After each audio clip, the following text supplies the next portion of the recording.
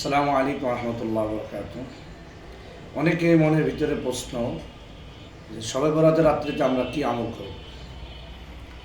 বিভিন্ন হাদিস থেকে কয়েকটি বিষয় পাওয়া যায়। নবীজি সাল্লাল্লাহু আলাইহি ওয়াসাল্লাম যে আমলগুলো করেছেন, আম্মা জান আয়েশা রাদিয়াল্লাহু তাআলা আনহা বলেন, এক রাত্রে আমি দেখতে পাইলাম নবীজি লম্বা সিজদা করছেন। আমার মনে হইতেছিল যে নবীজি না জানি ইন্তেকাল করছেন। আমি তার পায়ের একটা আঙ্গুল ধরে টিপ দিলাম, নবীজি আঙ্গুল নাড়ালেন। বুঝতে পারলাম যে না, নবীজি বেঁচে আছেন। হুজুর সাল্লাল্লাহু আলাইহি ওয়াসাল্লাম নামাজ শেষ করে আমাকে জিজ্ঞাসা করলেন, আয়েশা, তুমি কি ভাবছো যে আমি তোমার হক নষ্ট করবো?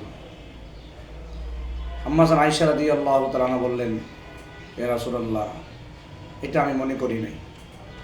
তখন নবীজি সাল্লাল্লাহু আলাইহি ওয়াসাল্লাম বলে, আয়েশা, তুমি কি জানো আজকে কোন রাত?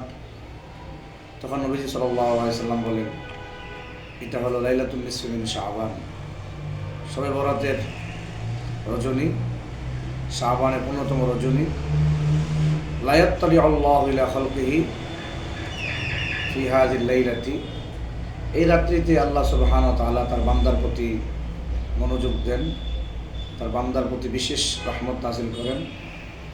ফায়াগফিরু লি জামিই খালকি, আল্লাহ তাআলা এই রাত্রে তার সমস্ত বান্দাদেরকে ব্যাপক ক্ষমা ঘোষণা করেন। ইল্লা লি মুশরিকিন আও মুশাহিন, তবে মুশরিককে আল্লাহ তাআলা মাফ করবেন না, যে মুশরিক শিরক অবস্থা দুনিয়া থেকে বিদায় নিয়ে চলে যায়। ও মুশাহিন, এবং বিদ্বেষকারী, এদেরকে আল্লাহ তাআলা মাফ করবেন না। এই হাদিস থেকে এই কথা স্পষ্ট হয় যে আমরা এই রাত্রিতে দীর্ঘ সিজদা করব এবং নফল নামাজ আদায় করব। সর্বোপরি চেষ্টা করব এশার নামাজ জামাতের সাথে আদায় করব, ফজর নামাজ জামাতের সাথে আদায় করব। সুযোগ হয় রাত্রেবেলা আমরা লম্বা সিজদা নামাজ, রুকু, সিজদা, কোরআনে কারিমে তেলাওয়াত, জিকির আজকার, এই আমলগুলো আমরা বেশি বেশি করব ইনশাআল্লাহ। বিশেষ কোনো কাইফিয়তের কোনো আমল এই রাত্রির জন্য বর্ণিত নেই। অনেক কিতাবে যেগুলো পাওয়া যায় সেগুলো একেবারে মওযু হাদিস, বানাওয়াট, যে প্রথম রাকাতে সূরা কাফিরুন পড়বেন 11 বার, দ্বিতীয় রাকাতে সূরা ইখলাস 11 বার, এই ধরনের যে নিয়মগুলো আছে এগুলো সম্পূর্ণ বানাওয়াট। আমরা স্বাভাবিক যে নামাজ ইবাদত যেগুলো করে থাকি এগুলো এই রাত্রিতে একটু গুরুত্ব সহকারে আদায় করলাম, যেহেতু এটা অত্যন্ত বরকতপূর্ণ রাত। আল্লাহ তাআলা আমাদের সবাইকে বোঝার আমল করার তৌফিক দান করেন।